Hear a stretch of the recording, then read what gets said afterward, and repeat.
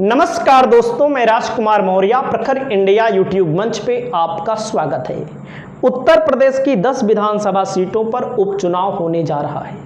इन 10 विधानसभा सीटों को लेकर भारतीय जनता पार्टी और समाजवादी पार्टी के बीच मुख्य मुकाबला होगा। अब की बार 2024 के इस उपचुनाव में बहुजन समाज पार्टी भी उपचुनाव लड़ने जा रही है। बहुजन समाज पार्टी के ऊपर भी सभी की निगाहें टिकी होंगी। आज की इस वीडियो में आपको हम बताने जा रहे हैं भारतीय जनता पार्टी इन 10 विधानसभा सीटों को लेकर किसे टिकट देने जा रही है, किसको टिकट दे सकती है। संभावित उम्मीदवारों के नाम आपको हम बताने जा रहे हैं।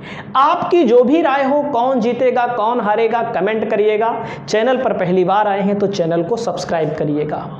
वैसे दोस्तों, ये जो 10 विधानसभा सीटें हैं आपके सामने पूरा का पूरा खाका मैंने खींचा है। उत्तर प्रदेश के अलग अलग कोनों से हैं। ये फूलपुर है जो इलाहाबाद प्रयागराज जिले में है, मझवा है मिर्जापुर जिले में, कटेहरी है अंबेडकर नगर जिले में, मिल्कीपुर है अयोध्या जिले में, वहीं पर आप देखेंगे कानपुर जिले में सीसामऊ है, करहल मैनपुरी जिले में है और गाजियाबाद जिले में गाजियाबाद सदर की सीट है। वहीं पर खैर सीट जो है अलीगढ़ जिले में, कुंदरकी जो सीट है ये है मुरादाबाद जिले में और वहीं पर मीरापुर की जो सीट है ये है मुजफ्फरनगर जिले में। तो आप समझ सकते हैं यही 10 सीटें हैं। पूरा का पूरा देखो ढांचा यहाँ पर बना हुआ है, कहाँ कहाँ पर चुनाव होना है। पहली सीट की हम बात करेंगे दोस्तों, लालजी वर्मा विधायक थे, सांसद बन चुके हैं। इस सीट पर माननीय उत्तर प्रदेश के मुख्यमंत्री योगी आदित्यनाथ जी प्रभार संभाले हुए हैं। 17 से 18 हजार वोटों के अंतर से लोकसभा चुनाव में लालजी वर्मा चुनाव जीते थे, मतलब इस सीट पर आगे थे। 2022 में जब चुनाव हुआ था 7 साढ़े हजार वोटों के अंतर से चुनाव जीते थे। इस सीट पर भारतीय जनता पार्टी अवधेश द्विवेदी को 2 बार चुनाव लड़ा चुकी है। अवधेश ब्राह्मण कैंडिडेट है, 2 बार चुनाव लड़ा चुकी है और अब की बार यही लग रहा है कि उन्हीं को टिकट भारतीय जनता पार्टी देगी। ऐसा लग रहा है उन्हीं को देगी। क्यों देगी? क्योंकि दोनों बार बहुत कम वोटों के मार्जिन से 7-8 हजार वोटों के मार्जिन से चुनाव हारे हैं, तो आप समझ सकते हैं। वहीं पर अगर बैकवर्ड में अगर हम बात करें तो बैकवर्ड में जो नाम आ रहा है यहाँ पर धर्मराज निषाद, पूर्व मंत्री, ये भाजपा के प्रत्याशी रहे। अकबरपुर विधानसभा सीट पर हार गए 2022 के चुनाव में। इस सीट पर अब की बार दांव आजमा रहे हैं, टिकट मांग रहे हैं। इनके ऊपर भी बीजेपी दांव लगा सकती है, ऐसी संभावना है। लेकिन अवधेश जी का जो नाम है वो प्रबल है, इसलिए कि 2 बार लड़े हैं, हारे हैं। कभी कभी ऐसा भी होता है कि जैसे कोई व्यक्ति बार बार लड़ता है, कम वोटों के अंतर से हारता है तो लोग उसको वोट देते हैं, ऐसा नहीं है। और अगला नंबर आता है भैया प्रवीण पटेल, विधायक थे, सांसद बन चुके हैं। कठिन सीट है बीजेपी के लिए 2024 के इस उपचुनाव में। सरकार बीजेपी की है तो कुछ भी हो सकता है, लेकिन सच्चाई यही है, कठिन सीट है। अगर आप एक विश्लेषक के तौर पर देखेंगे, एक सच्चाई के तौर पर देखेंगे तो आपको खुद पता लग जाएगा। इस सीट पर मुकाबला जब हुआ था अमरनाथ सिंह मौर्य का और प्रवीण पटेल का, प्रवीण पटेल 4300 कुछ वोटों से सांसद तो बन गए, लेकिन अपनी विधानसभा में 17-18 हजार वोट कम पाए हैं। इसका मतलब समाजवादी पार्टी का प्रत्याशी अगर चाहे मौर्य आएगा चाहे पटेल आएगा वो मजबूत ही होगा। सच्चाई यही है। बाकी आपकी जो राय है आप अपनी राय दे सकते हैं। इस सीट पर जो नाम आ रहा है बीजेपी की तरफ से, पूर्व विधायक दीपक पटेल प्रबल दावेदारी में यहां पर मौजूद हैं। भारतीय जनता पार्टी की ओर से कई मौर्य भी टिकट मांग रहे हैं, जैसे सुधीर मौर्य पूर्व ब्लॉक प्रमुख, वो भी टिकट मांग रहे हैं। केशव प्रसाद मौर्य के कई करीबी नेता हैं, वो टिकट मांग रहे हैं। और वहीं पर बहुत सारे लोगों में से दीपक पटेल का नाम नंबर 1 पे चल रहा है, क्योंकि लगातार 2 बार यहाँ पर पटेल विधायक बन चुका है भारतीय जनता पार्टी से, तो तीसरी बार भी पटेल के ऊपर बीजेपी दांव लगा सकती है।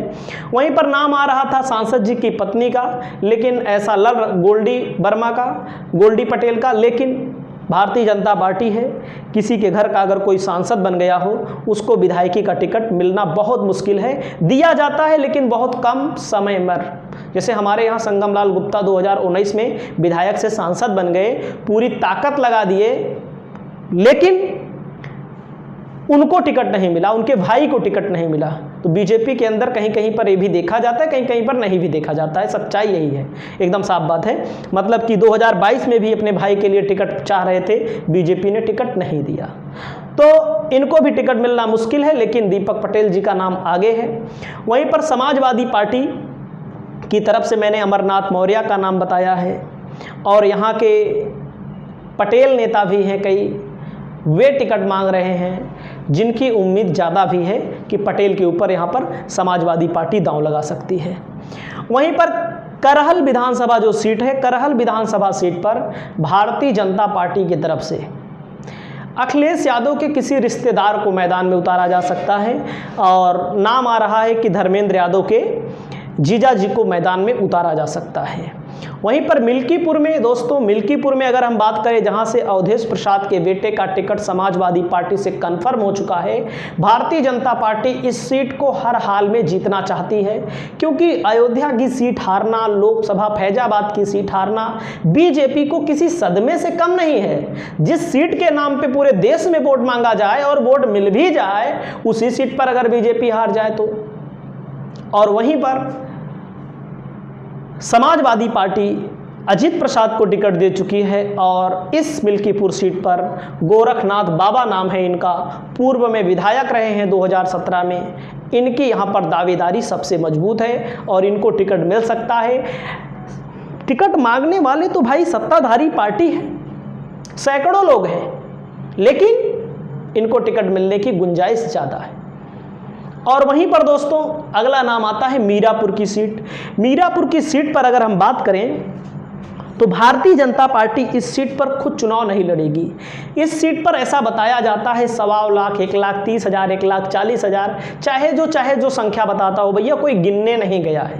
बड़ी बड़ी मीडिया हाउस गिनने नहीं गई हैं। हाँ, संख्या के आधार पर 19-20 इधर हो सकता है। अगर मैं 1,30,000 बता रहा हूँ तो आप उसको 1,20,000 भी मान सकते हैं, उसको 1,35,000 भी मान सकते हैं, 40,000 भी मान सकते हैं। ऐसा कहा जाता है कि यहाँ पर 1 लाख 1.25 लाख मुस्लिम मतदाता हैं। नवाजिश आलम पूर्व में विधायक रहे हैं, और मैं आपको बता दूं चुनाव भी लड़ चुके हैं 2017 में इसी सीट से।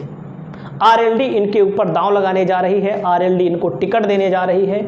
औपचारिक ऐलान नहीं हुआ है, लेकिन तैयारी कर रहे हैं पूरी तरह से, मजबूत कैंडिडेट हैं। सारा मामला होता है सिस्टम का, सिस्टम इनका भिड़ा, जिसका सिस्टम भिड़ा वही टिकट पाएगा।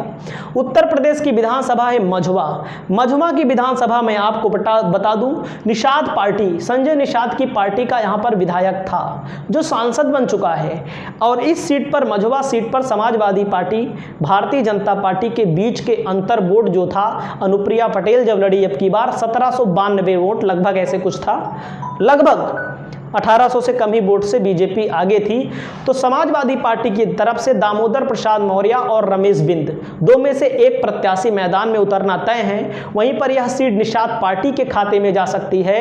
और यहां पर मौर्य कैंडिडेट महिला 2022 के पहले 2017 में विधानसभा में पहुंची थी, और उनको टिकट मिलने के आसार हैं। मझवा विधानसभा सीट पर मैं आपको बता दूं, सबसे ज़्यादा ब्राह्मण हैं, उसके बाद बिंद हैं, उसके बाद दलित हैं, उसके बाद मौर्य हैं, उसके बाद यादव हैं, उसके बाद मुसलमान हैं। राजभर की आबादी भी ठीक ठाक है, यहाँ पर प्रजापति की आबादी ठीक ठाक है, पाल समाज की आबादी ठीक ठाक है। तो मझवा विधानसभा समाजवादी पार्टी कभी नहीं जीत पाई है, और भारतीय जनता पार्टी ने भी 1-2 बार चुनाव जीता है, बस 2017 में जीता है, और 2022 में मान लीजिए गठबंधन ही था।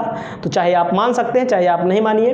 खैर विधानसभा सीट की अगर हम बात करें तो खैर विधानसभा सीट पर, और पहले सांसद थे, अभी दुनिया में नहीं हैं, इनके बेटे हैं सुरेंद्र दिलेर, इनके पिताजी राजवीर दिलेर, स्वर्गीय राजवीर दिलेर के बेटे हैं। तो बीजेपी इनको यहाँ से टिकट दे सकती है। खैर की सीट बीजेपी के लिए बहुत ही अच्छी सीट मानी जाती है, लेकिन लोकसभा के चुनाव में बीजेपी को सपा से कम वोट मिला था, वो अलग बात है। भारतीय जनता पार्टी जीती है, खैर जिस लोकसभा के अंतर्गत आती है अलीगढ़ में, लेकिन सच्चाई जो है मैं वही बताता हूँ, बाकी आप जो भी मान सकते हैं। अगली सीट है दोस्तों नसीम सोलंकी। हाँ, अगली सीट है सीसामऊ, जहां पर बीजेपी के नेता, वर्तमान में उत्तर प्रदेश के मुख्यमंत्री बुलडोजर नीति, बुलडोजर बाबा के नाम से मशहूर, और शीशामऊ की सीट पर जब प्रचार करने गए तब इन्होंने कहा बटेंगे तो कटेंगे, इनकी बयान की निंदा की गई। और हमेशा से बीजेपी का प्रयास होता है धर्म के नाम पर वोट मांगा जाए। बीजेपी के लिए विकास भले बीजेपी करे, मैं मानता हूं करे, कुछ क्षेत्रों में करे, कुछ क्षेत्रों में ना भी करे, लेकिन बीजेपी की हिम्मत नहीं पड़ती कि वो बीजेपी विकास के नाम पे वोट मांग ले। सच्चाई यही है, बाकी आपकी जो भी राय हो। अगर वो विधायक मऊ की सीट पर समाजवादी पार्टी की तरफ से जो प्रत्याशी होने जा रहे हैं हाजी इरफान सोलंकी की पत्नी नसीम सोलंकी, 25 सालों से बीजेपी चुनाव नहीं जीत पाई है। 2017 की प्रचंड लहर में भी बीजेपी चुनाव हार गई, 22 में बीजेपी हार गई, 12 वगैरह उसके पहले तो आप छोड़ ही दीजिए। तो इस सीट को भी बीजेपी जीतने की कोशिश करेगी, लेकिन भैया का कोई 25 साल से नहीं जीता है तो नहीं जीत सकते। रामपुर जब जीत लिए थे, स्वार विधानसभा सीट जब जीत लिए थे रामपुर, तो उपचुनाव में भैया कुछ भी हो सकता है। तो आप समझिएगा, कोई जीते कोई हारे। नवीन पंडित ने यहाँ पर भारतीय जनता पार्टी की तरफ से दावेदारी ठोक दी है। पार्षद हैं, उस इलाके में काफ़ी मेहनत कर रहे हैं, लोगों से जनसंपर्क कर रहे हैं, इनको भी टिकट मिलने की उम्मीद है। और उपचुनाव उसी का माना जाता है जिसकी सरकार होती है, बाकी हमारी आपकी राय चाहे जो भी हो। अगला नंबर आता है दोस्तों कुंदर की सीट, जहां से समाजवादी पार्टी को हराना मुश्किल लगता है। लेकिन मैंने फिर कहा कि जब रामपुर की सीट बीजेपी जीत सकती है, विधानसभा की उपचुनाव में लोकसभा की सीट जीत सकती है, तो कुंदर की वगैरह जीतना भी आसान हो सकता है। लेकिन यहाँ पर 60% 62% मुसलमान आबादी है, तो जीतना बहुत मुश्किल है। लेकिन उपचुनाव है, कुछ भी हो सकता है, वो आप जाने। बीजेपी की तरफ से यहाँ पर नाम इनका चल रहा था, लेकिन यहाँ पर अब ऐसा लग रहा है कि यहाँ पर कोई सैनिक प्रत्याशी मैदान में उतारा जा सकता है। वहीं पर अतुल गर्ग विधायक से सांसद बन गए हैं गाजियाबाद सीट पर।